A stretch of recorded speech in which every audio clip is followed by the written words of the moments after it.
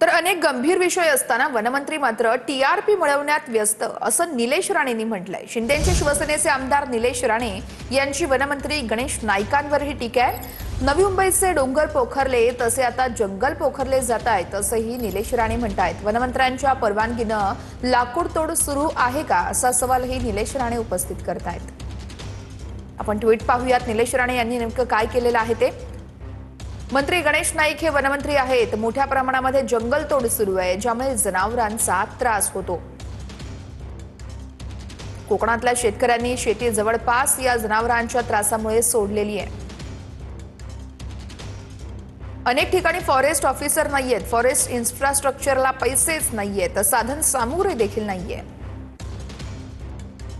DFO दुसऱ्या राज्यातली असल्यामुळे त्यांचा उपयोग ग्रामीण भागाला होत नाहीये। लाकूड तोडी एवढ्या मोठ्या प्रमाणात चालते की ती वनमंत्र्यांच्या परवानगीने चालली आहे का असा प्रश्न पडायला लागलाय।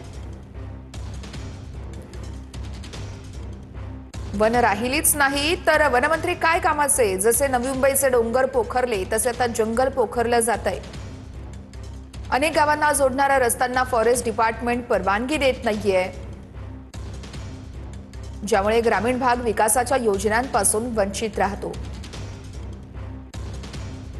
वरील सगळे विषय गंभीर आहेत, पण सध्या वनमंत्री स्वतःला टीआरपी मिळवण्यासाठी व्यस्त दिसतायत असा टोला निलेश राणेंनी लगावलाय।